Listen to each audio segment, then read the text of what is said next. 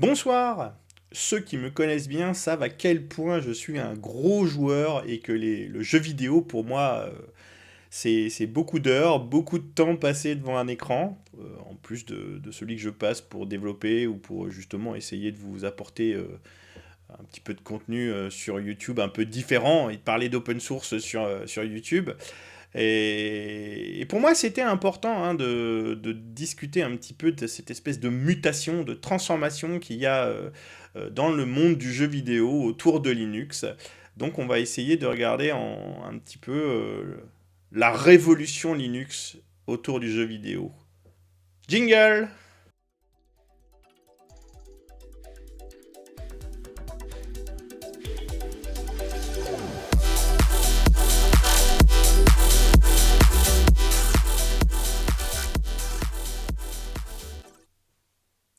Effectivement, j'arrête pas, je commence toutes mes vidéos par effectivement, il va vraiment falloir que j'essaye de trouver un autre mot.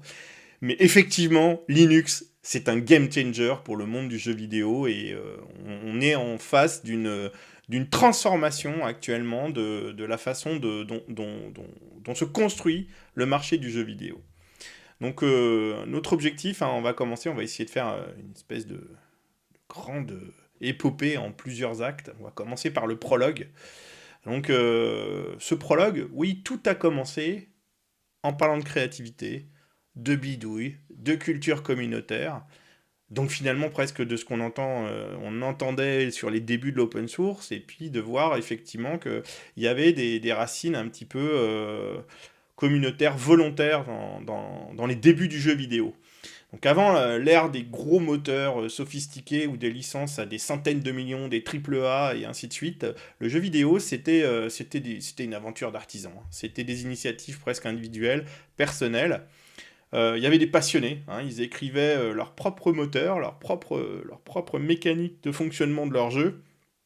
Ils optimisaient leur routine graphique parce que les équipements étaient absolument pas capables de gérer des moteurs extrêmement complexes comme on a actuellement. Ils partageaient leurs réalisations, leurs astuces, leur fabrication sur des BBS, ce qu'on appelait les Built-in Board System. C'est l'ancêtre d'Internet. Bon, alors là, effectivement, pour certains, ça va pas vraiment vous parler ce que je suis en train de dire, mais effectivement, à l'époque, il n'y avait pas encore d'Internet, il n'y avait pas encore de web, et il n'y avait pas encore moyen de pouvoir accéder à ce genre de choses. On partageait sur des disquettes au collège, dans les écoles et ainsi de suite, on s'échangeait les disquettes, et puis effectivement Internet est arrivé. Mais moi je me rappelle effectivement avoir acheté pas mal de magazines dans lesquels il y avait au tout début une disquette, après un CD sur lequel il y avait des shareware, des versions de démonstration des jeux, et puis par contre effectivement il y avait des démos qui étaient faites pour Amiga, pour Atari, et ainsi de suite, sur les Amstrad, enfin toutes les vieilles machines sur lesquelles on a commencé d'abord. Ces machines, je l'ai déjà dit sur la chaîne, ont été vendues pour des populations masculines, pour du loisir vidéoludique. Et effectivement, bah voilà, c'est cette construction initiale, c'était plutôt de l'artisanat, on va être très clair. Effectivement, c'est ce qu'on appelle la démoscène. Coder des effets ultra impressionnants en 3D avec du matériel qui est absolument pas fait pour faire de la 3D, c'est le moins qu'on puisse dire. Et ça a profondément marqué cette époque parce qu'effectivement, il y a beaucoup de choses qu'on a retrouvées dans la dynamique. Il y a certains éléments du développement qui se sont construits à ce moment-là. Et finalement, peut-être qu'à l'époque, le fait de ne pas avoir une débauche de ressources, ça obligeait à plus d'imagination, de créativité. Oui, peut-être que le jeu vidéo actuel a ce défaut d'une certaine standardisation, que c'est les gros moteurs ont cette problématique. Alors maintenant qu'ils sont devenus absolument fabuleux, peut-être que du coup c'est devenu des vrais sandbox et des vraies ouvertures à la créativité. Il y a des jeux assez récents, et je fais penser à un bijou français par exemple comme Clair Obscur, Expédition 33, qui démontre que même avec des moteurs commerciaux qu'on pourrait considérer comme extrêmement structurants, on peut redéfinir le jeu vidéo parce qu'on a ce qu'il y avait à cette époque-là, c'est-à-dire la petite étincelle de créativité et qu'on ne se laisse pas aller à la standardisation. Mais il faut de tout, hein. Je suis pas du tout en train de dévaloriser quoi que ce soit, y compris sur les grosses majors françaises du jeu vidéo, les gros fleurons du jeu vidéo. Il faut que le marché du jeu vidéo ait cette diversité. En tout cas, cette période, c'est là que l'esprit associé à l'open source il était déjà vivant, hein. Prendre le contrôle de la machine, comprendre le code, l'améliorer, le partager, c'est le principe même de la démocène. Et cette époque, hein, où on travaillait à l'octet près, c'est là où justement est née, hein, la démarche de l'indie, hein, du jeu indépendant, des créateurs autonomes, la curiosité technique. La mienne probablement vient d'ici, je l'avais déjà dit, bien avant que ce terme ne devienne un mot marketing. On arrive à l'acte 1. Donc effectivement, hein, l'ère des indés bruts, des moteurs maison. Là, on est effectivement, hein, les premiers jeux, mais avec dans une démarche commerciale, c'est-à-dire cette fois-ci, on veut vendre du jeu vidéo. Il y a une espèce d'explosion à l'époque du jeu vidéo qui va être presque toxique à un certain moment parce qu'on a commencé à avoir un petit peu cette espèce d'hyper productivité et finalement les jeux étaient à un moment plus de très bonne qualité. Mais en tout cas, effectivement, hein, c'est les premiers indés sur le marché PC, hein, et puis, sur tous les ordinateurs qu'il y a eu à l'époque, les Zenith Data System, les CPC, les Amstrad et ainsi de suite. Tous les studios, parce qu'effectivement, on commence à avoir des studios, puisque ça commence à devenir des produits qui ont une vraie valeur, parce que le marché, même si effectivement au début il est plutôt très masculin, ce marché il existe, ce marché il a une valeur, et on voit maintenant qu'elle a explosé cette valeur, mais elle a commencé vraiment à cette époque. Les studios ils écrivent leur propre moteur, et chaque studio, chaque moteur, enfin chaque moteur, chaque studio, et chaque studio a son moteur. On a encore des produits qui sont pas complètement matures. Il y a peu de middleware, il y a peu d'écosystème logiciel qui va graviter, qui va être disponible, hein, et réutilisable sur ce genre de choses. Donc là, on se situe à peu près dans les années 95-98. Et puis bah là, il y a une rupture technique qui va arriver. Cette rupture technique, je m'en rappelle très très bien, c'est l'arrivée des cartes d'accélération 3D, les cartes graphiques. Maintenant, effectivement, on parle plus d'accélération 3D, le vocabulaire a un peu changé, on va parler de cartes graphiques. Maintenant, on sait que ces cartes graphiques, elles servent pas qu'à ça, elles servent à faire de l'IA, maintenant elles servent à faire énormément de choses, et qu'on a vu des monstres se fabriquer autour de ce marché. Ces monstres sont arrivés un peu plus tard par rapport à cette période. On a vu arriver la 3DFX, on a vu arriver les cartes Hercule, il y avait énormément de cartes différentes, et il y avait un marché un peu plus ouvert à l'époque. On va voir qu'il y a deux acteurs majeurs, hein, qui effectivement se sont un petit peu séparés le marché, mais voilà, on est sur cet acte 1, et on est encore sur cette phase des indés bruts, on va dire.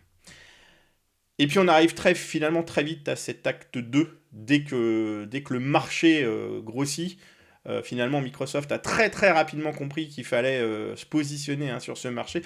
Effectivement, la présentation que je suis en train de faire, elle est très orientée sur le marché PC, sur le marché du jeu sur ordinateur, et je ne traite pas un petit peu de l'écosystème console, qui est un petit peu plus compliqué, qui rajoute des acteurs, et là, voilà, je voulais vraiment montrer un petit peu ce qui s'est fabriqué autour du monde Microsoft.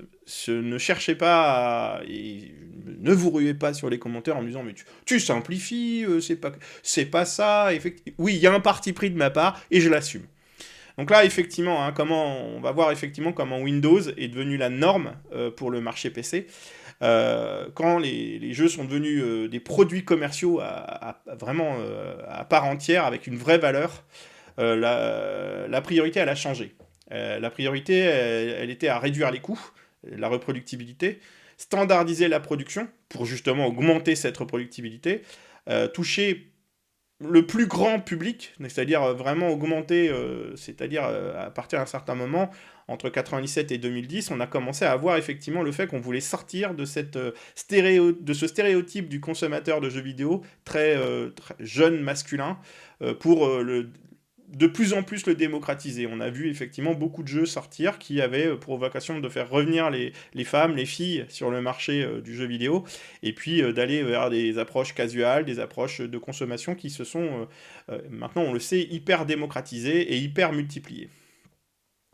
Mais donc effectivement, hein, Microsoft et son système Windows deviennent centraux. Et pourquoi ils le deviennent? Parce qu'il y a eu une unification des API, il y a eu des outils de développement qui se sont structurés, et puis il y a eu un hooking qui a été fait autour du matériel, et un couplage qui a été fait entre justement les API et le matériel, justement suite à un petit peu cette révolution qu'a pu être l'arrivée des cartes d'accélération et des cartes graphiques. Parce que du coup, cette carte graphique est devenue un périmètre de couplage technologique.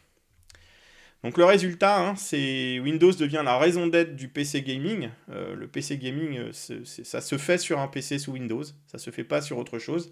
Encore une fois, je ne parle pas des consoles, hein. Ne vous énervez pas. DirectX devient la norme dominante. Et puis même, si on continue à parler sur les consoles, une Xbox, ça tourne effectivement sur les fondations de tout ça. Donc il y a quand même une grosse partie du marché, des grosses consoles next-gen, qui s'appuie là-dessus. Mais effectivement, il y a le monde Nintendo qui est différent, il y a le monde Sony qui a ses particularités, mais on voit qu'il y a des convergences, mais j'en traiterai pas ici. La majorité des gros jeux AAA, et les moteurs et éditeurs structurent leur travail autour de ce card. Mais quoi qu'il arrive, on s'aperçoit que finalement, ce qui permet maintenant de fabriquer des consoles next-gen s'appuie sur des innovations technologiques qui viennent du monde PC. Alors, donc voilà, ce fameux DirectX, ça devient le pilier technique. La suite d'API et la suite de composants qui sont fournis avec DirectX vont faire de Windows la plateforme la plus cohérente pour faire du jeu 3D. La gestion de tout ce qui est son, réseau, multijoueur, les entrées-sorties, la gestion graphique, la simplification de toutes les fonctions de développement graphique, ça c'est la force de ce que DirectX a proposé. Il y avait quand même, effectivement, aussi autour de ça, il y avait déjà OpenGL. Par contre, on pouvait, hein, il y avait certains jeux qui supportaient les deux, on pouvait passer soit de l'accélération via OpenGL, soit via DirectX.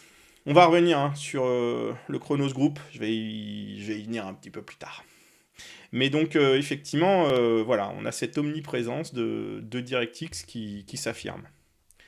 Donc les bidouilleurs d'antan, ils s'effacent parce que du coup, l'industrie du jeu vidéo, elle se professionnalise, mais du coup, elle s'enferme dans un modèle qui est propriétaire, centré sur Windows, centré sur DirectX, parce que du coup, c'est la clé pour pouvoir utiliser l'accélération 3D comme il faut. Forcément, Microsoft a fait des deals, des accords très importants avec les principaux constructeurs de cartes graphiques, qui sont venus de plus en plus coupler la possibilité de développer des jeux esthétiquement beaux, performants, à l'utilisation de DirectX. Passons à notre acte 3. Et là, cette fois-ci, on voit revenir l'open source et puis on voit se remettre en place un certain nombre de standards concurrents, mais c'est les prémices. C'est pas encore très très clair tout ça. On est entre 97 et 2010. Vous voyez, c'est effectivement des plages temporelles qui sont un peu cavalières les unes aux autres, mais voilà, tout ça ne s'est pas fait de façon complètement séquentielle. Je vous ai donné un peu plus des intervalles temporels.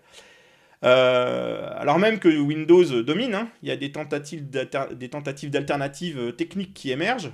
Bon, j'ai déjà parlé d'OpenGL, hein, c'est pour vous voyez, il y a des petits chevauchements, mais c'est fait exprès.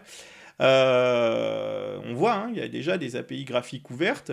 Alors effectivement, elle venait plus d'usage plus scientifico-technique plus que vidéo-ludique. Excusez-moi, l'espèce de gargarisation vocale que je viens de faire. Mais par contre, effectivement, c'était une clé à de la multiplateforme, à de l'usage plus divers. Je parle pas des consoles, mais j'en parle quand même. Effectivement, ça permettait de potentiellement se dire, je suis pas sur une infrastructure, pas sur quelque chose qui est directement compatible PC, je peux quand même faire un jeu. Et du coup, on voyait que cet OpenGL, ça permettait une certaine portabilité. Et du coup, il y a eu un marché, il y a toujours eu un marché pour OpenGL. Mais ce marché, il va s'améliorer. Parce qu'effectivement, on va arriver à ce qui au début s'appelait OpenGL Next et qui va devenir Vulkan. Et c'est là que je vous parlais tout à l'heure du Chronos Group. Hein. Et on va voir que ce Chronos Group, il est extrêmement, extrêmement important parce qu'il est en train maintenant de démontrer une vraie alternative. On va y venir, on n'est pas encore à ces actes-là, on y arrive. Mais du coup, effectivement, Vulkan, il a cette génétique ouverte. C'est la continuité d'OpenGL Next. Il a des philosophies différentes sur pas mal de choses. Le principe de alors la technique, on va faire calme hein, quand même. Hein. Le low overhead, le multithreading. C'est vraiment une approche beaucoup plus proche du métal. C'est un concurrent qui est un concurrent direct à DirectX 12 dans les performances, au niveau des performances de bas niveau. Donc là, on est sur un produit qui, pour le coup, tape franchement sur les plates-bandes de DirectX. Et voilà, hein, je redis, c'est un standard ouvert, c'est accessible depuis de multiples plateformes, Windows, Linux, Android, console, et quand on voit maintenant que le jeu vidéo sur les mobiles, et quand on voit le poids d'Android, et donc le Linux derrière, qui est sur le marché du mobile, du device, oui, forcément, DirectX a du souci à se faire, parce que Vulkan c'est de l'universalité, pour le coup. Vous voyez, il y a quelque chose qui se... Il y a quelque chose qui se prépare, il y a quelque chose qui est en train de changer, il y a un statu quo, il y a un régime établi qui est en train de bouger. Alors là, on est encore au début, en 2010, mais on va voir que, même maintenant, on est encore au début, mais ça va vraiment s'affirmer. Je reviens un tout petit peu sur ce fameux Chronos Group. C'est pas des rigolos, hein. Et c'est pas n'importe qui. C'est-à-dire que c'est pas un petit groupe dans son coin. On n'est pas dans les phases initiales, dans le prologue de ma petite histoire là. C'est un consortium qui a été industriel, qui a été fondé en 2000. Et puis bon, dans les membres, on a des pointures. Hein. On a ARM, ATI. Et on va voir un petit peu hein, ATI, son positionnement. Creative, Dell, Ericsson, Motorola, Nokia, Nvidia. Voilà, le deuxième, il est là. Et puis Sony, Texas Instruments, oui. Donc on voit que c'est quelque part, là on est vraiment en train de se dire, on cherche du standard ouvert et on cherche de l'open source pour justement cette capacité de standard et finalement de se retrouver moins couplé, moins enfermé avec une solution technologique fermée telle que pouvait proposer DirectX. Ils ont sorti un nombre incommensurable de standards extrêmement importants. OpenGL et Vulkan, on en a parlé. OpenGLES et WebGL sur la partie accélération sur le navigateur, OpenCL, OpenVX, OpenXR, ma liste est absolument pas exhaustive, mais quelque part on voit que ce consortium il cherche à définir des règles d'interopérabilité et des standards. Et c'est ça qui est très intéressant et c'est là où on voit arriver le game changer. Alors notre acte 4, lui, qu'est-ce qu'il nous dit ? Là on a un acteur extrêmement important pour le jeu vidéo qui vient d'arriver.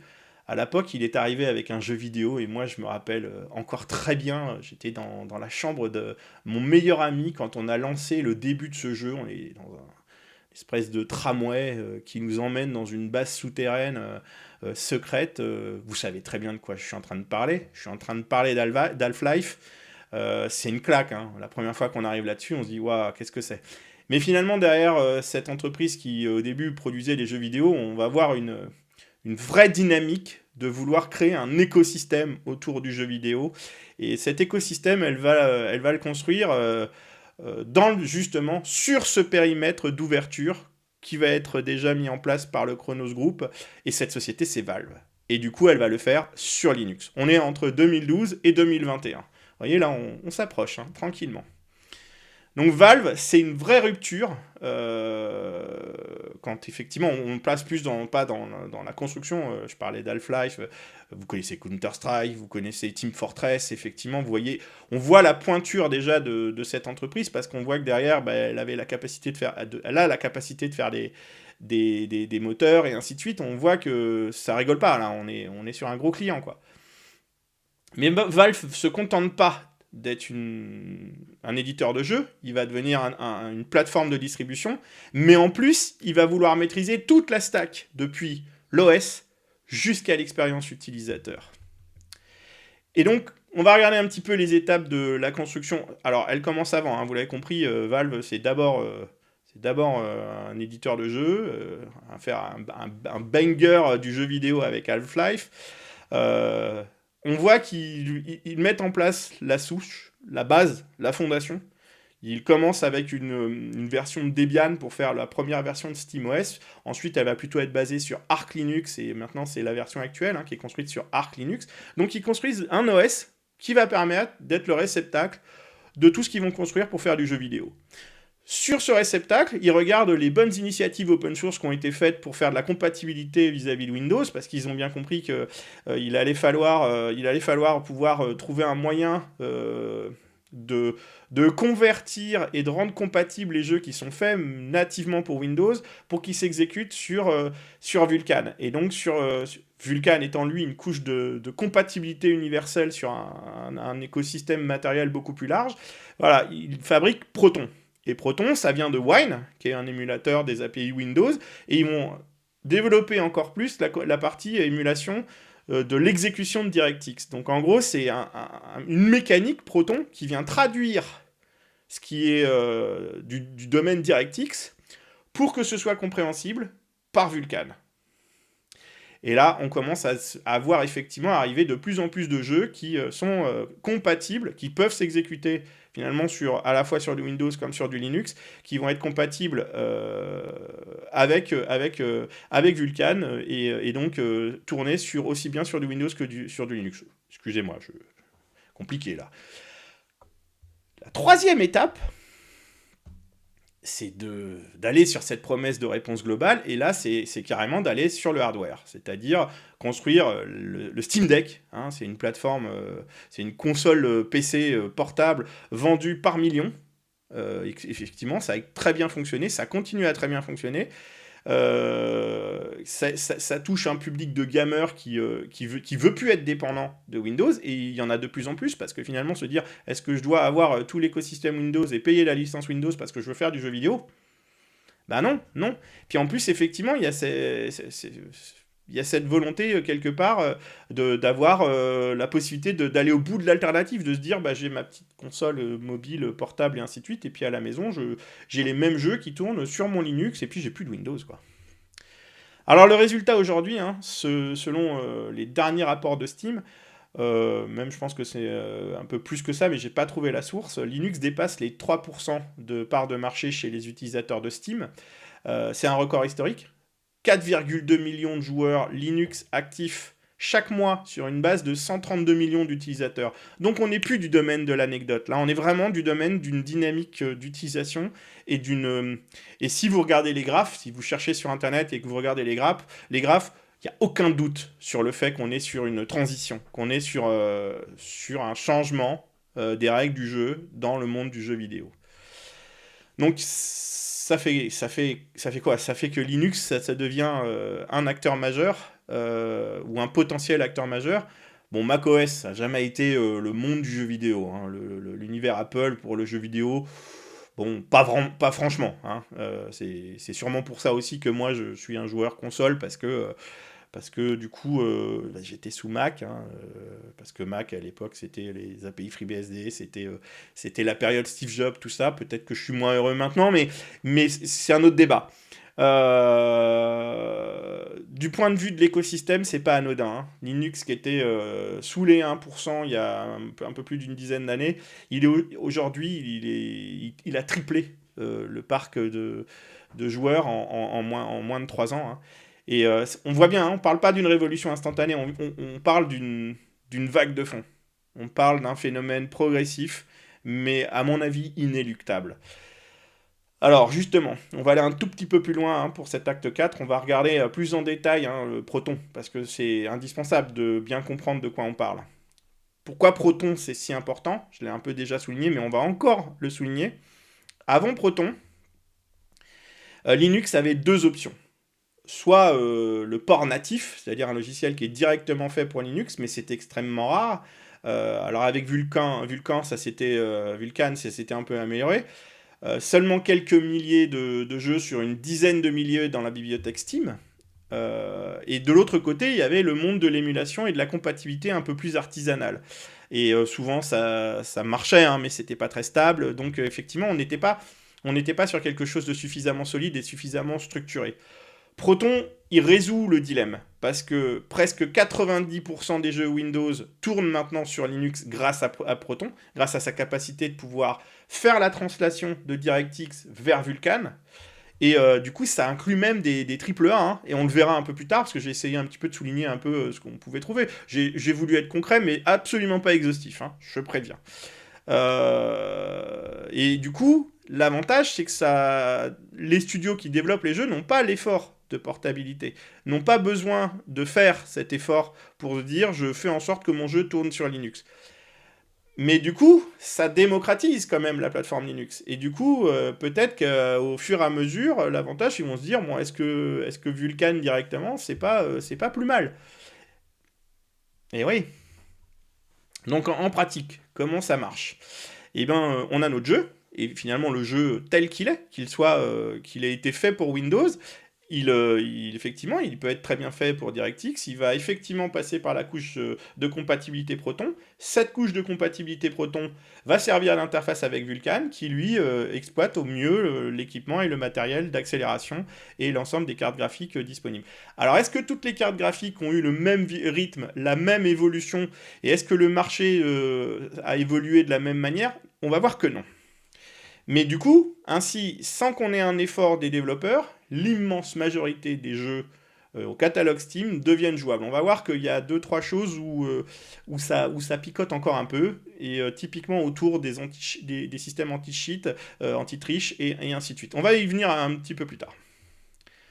Donc, mais maintenant, voilà, regardons notre acte 5 et regardons les acteurs, les gros constructeurs matériels, et de voir comment ils sont rentrés dans la danse. Et on voit que cette dynamique, elle n'est pas tout le temps la même. Là, ça y est, on s'approche. Là, 2021-2025, c'était hier, d'accord? Donc, AMD, alors lui, il avait commencé plus tôt, mais disons que effectivement, dans une Steam Deck, hein, les GPU, CPU, c'est de l'AMD, ils sont fortement optimisés pour Linux et pour Vulkan. Sur le système Linux Gamer, environ 70% des machines utilisent de l'AMD. Et c'est pas pour rien, parce que c'est justement parce qu'ils se sont adaptés beaucoup plus vite. Ils ont réellement pris le sujet Linux très au sérieux. Alors, on va voir aussi qu'il y a une autre raison pour lesquelles les deux, mais probablement AMD l'a d'abord fait sur la motivation initiale du jeu vidéo, alors que celui qui va être tout à droite, on va y arriver après. Intel, ils ont suivi le mouvement d'AMD, ils se sont dit, bon, de toute façon, les puces Intel, c'est les puces sur les PC un petit peu plus accessibles. Ils se sont dit, bon, ce serait quand même bien qu'on fasse le chemin, parce que ça permettra de maximiser un petit peu plus le parc adressable et le vivier de vente qu'on peut faire sur nos machines. Ils ont suivi. Et après seulement, Nvidia y est arrivé. Après beaucoup d'années où le support il était très limité, ils ont lancé GeForce Now natif sur Linux. Et donc, ils ont prouvé que même les services cloud gaming, elles pouvaient adopter leur matériel. Mais il ne faut pas se tromper, à la base, Nvidia, effectivement, ils ont fait aussi cet effort parce qu'il y a le sujet de l'IA, qui effectivement a été extrêmement important, et que les serveurs, l'ensemble de tout ce qui est mis en place en termes de serveurs pour répondre aux enjeux de l'IA, tourne sur Linux. Alors l'ont-ils fait parce qu'ils voulaient se positionner sur le marché du gaming, ou se positionner sur des enjeux d'IA? Bon, là, on peut un peu plus se poser la question.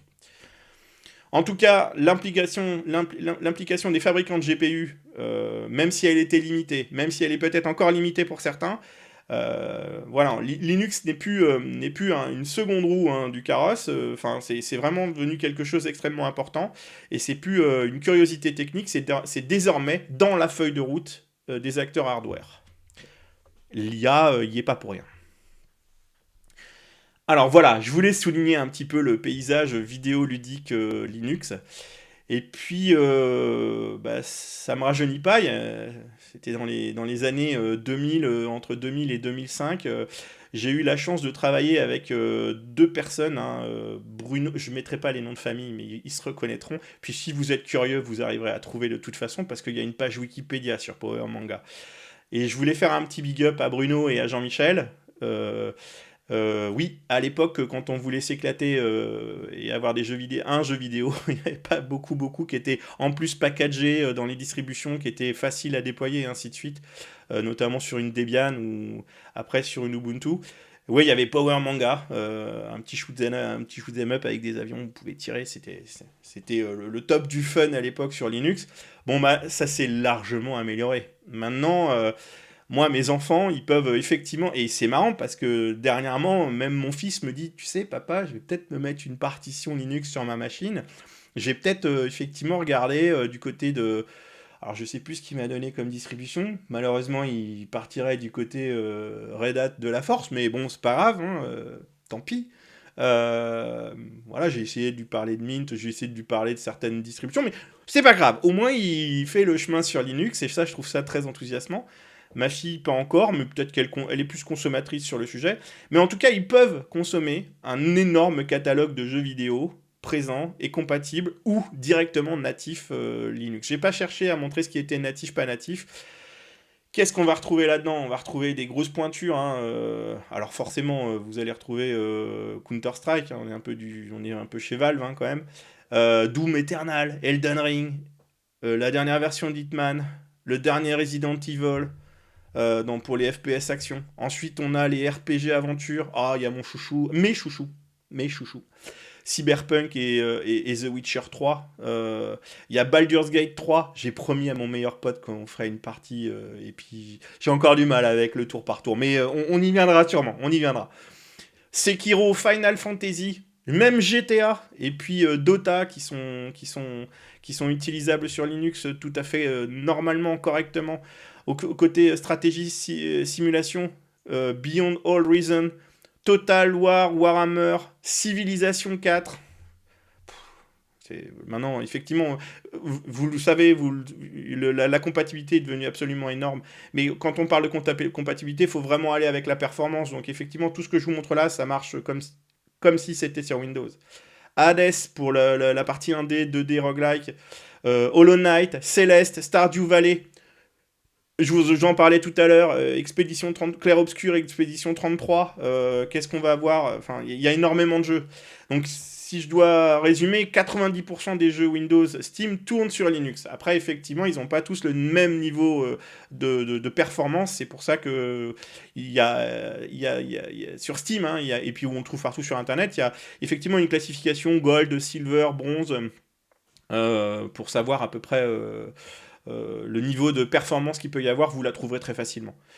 Il y a certains jeux qui sont encore problématiques, hein, et je vous l'ai dit tout à l'heure, hein, ce qui rend encore compliqué, c'est les anti-cheats qui sont devenus, qui sont adhérents au kernel maintenant, parce que la triche est devenue, avec le pro gaming, avec le e-sport et ainsi de suite, effectivement, la triche, elle revêt un caractère qu'on n'avait pas quand nous on était jeunes et ainsi de suite, c'est un caractère presque économique grave, hein, parce que déjà ça peut tuer des jeux en ligne, mais au-delà de ça, ça a un impact sur des compétitions et ainsi de suite.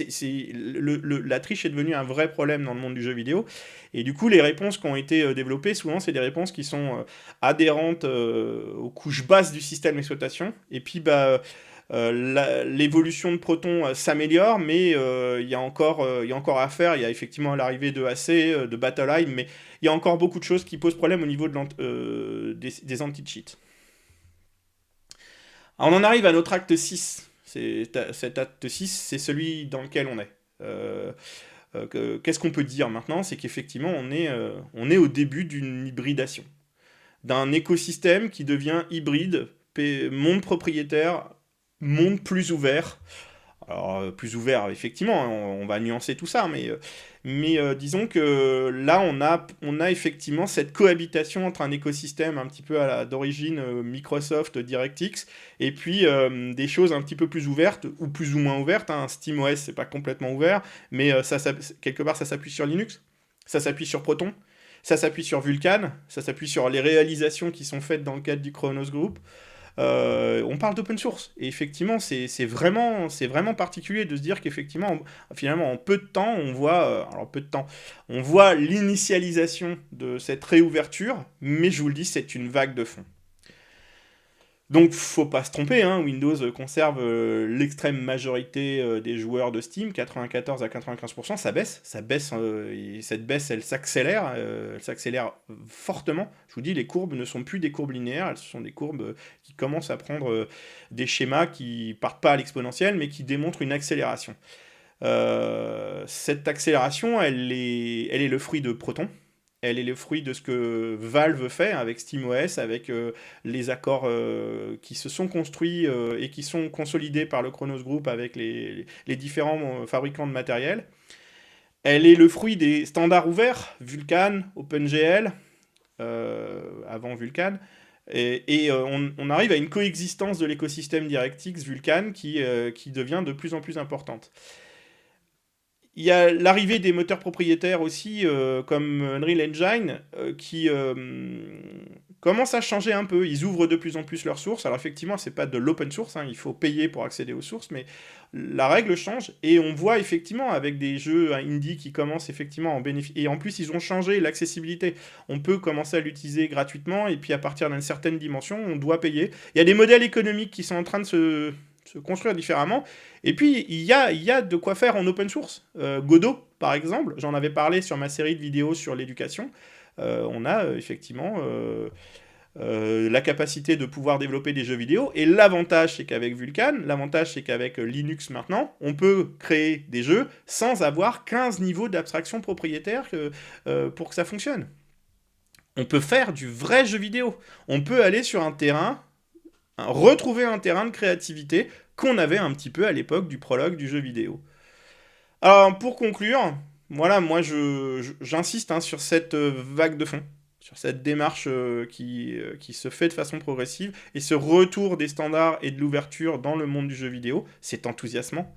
On vient d'un monde d'artisans bidouilleurs qui s'est fermé avec l'arrivée de standards propriétaires très très verrouillants pour le coup. Et puis, avec cette arrivée du pragmatisme open source, finalement, ça a été orchestré par Valve. Il y a effectivement des enjeux économiques derrière, mais l'open source, c'est pas la négation du business et de la capacité de produire de fabriquer un produit qu'on va valoriser. Mais du coup, on a cette cohabitation entre l'open source et le monde propriétaire, et puis on voit que cet open source devient un levier stratégique et pas seulement idéologique. J'ai nommé ma vidéo comme ça parce qu'effectivement, oui, il y a un changement, il y a eu un game changer, mais le game changer, si on doit l'identifier, c'est l'intersection entre une industrie qui veut réduire sa dépendance technologique, qui a été trop forte autour des technos de Microsoft, en passant par des standards ouverts qui deviennent de plus en plus puissants, portés par des groupes qui sont puissants, et dans lesquels il y a des acteurs extrêmement puissants. Je pense à Vulkan, je pense à pas mal d'outils communautaires. Et puis la volonté d'avoir une plateforme matérielle software viable, portée par des millions d'utilisateurs, qui effectivement se positionne en alternative. Aujourd'hui, Linux, c'est pas l'OS hégémonique du jeu. Est-ce qu'il va le devenir ? Moi, je pense que oui. Mais en tout cas, pour le moment, c'est déjà une alternative crédible, capable d'offrir une grande partie du catalogue des AAA sans avoir de port natif, mais aussi peut-être à terme avec effectivement un port natif, parce qu'il deviendrait cette plateforme hégémonique. Je considère que c'est du domaine du possible. C'est une liberté technique sans précédent. Puis finalement, même si c'est pas le cas, est-ce que c'est grave ? Non, parce que justement, il va y avoir cette compatibilité, cette universalité qui se met en place. On voit effectivement, les joueurs le demandent. On voit le cross-platform, on voit la volonté de plus possible de pouvoir faire le choix de la plateforme qu'on veut et de jouer avec les petits camarades qui sont sur une autre plateforme. Ça n'est plus acceptable dans le marché du jeu vidéo actuel de le considérer comme un marché fractionné. Il y a encore l'exception japonaise de Nintendo, mais disons que sur le reste du marché, on voit que ça marche plus. Qu'il y a une recherche vraiment de beaucoup plus d'universalité et de cross-platform. En tout cas, on voit effectivement que ces standards ouverts démontrent une influence croissante sur les décisions des constructeurs de groupes qui portent ces standards. Comment je vais conclure de façon définitive ? où je vais m'arrêter, c'est de vous dire finalement, de 1980 à 95, on était dans un cadre de liberté sans industrie. Ah ouais, c'était la liberté, mais bon, c'était de l'artisanat. De 97 à 2010, finalement, on a une industrie, mais qui est sans liberté. On est sur un modèle qui est extrêmement verrouillé. Et puis, depuis 2015, bah, on a cette tentative de réconciliation. Je suis pas devin, mais je pense que, encore une fois, cette vague de fond, elle va aller loin. Alors, je vous remercie. Ça me faisait ça m'a vraiment plu de vous parler de jeux vidéo. Alors ceux qui ne le savaient pas, bah maintenant vous le savez, je suis un gros gamer et j'aime pas être un gamer pas curieux de comprendre comment ça marche, sur quoi ça marche, pourquoi ça marche comme ça. Donc voilà, c'est cette petite vidéo, petite, j'en sais rien, finalement pas. Bah voilà, c'est important même quand on est devant un ordinateur, je me rappelle mes parents qui me reprochaient d'être sur l'ordinateur et dans une phase abrutie. Non, j'ai jamais été sur la phase abrutie. Je pense qu'on y est beaucoup plus devant une télé, devant une série où on est finalement beaucoup plus passif. Le jeu vidéo, c'est pas un domaine de passivité. Et vous voyez, on peut même effectivement largement sortir de ce que le jeu vidéo est pour lui-même en termes d'espace d'évasion pour essayer de comprendre en quoi c'est aussi un écosystème technologique et économique extrêmement important. Je vous remercie.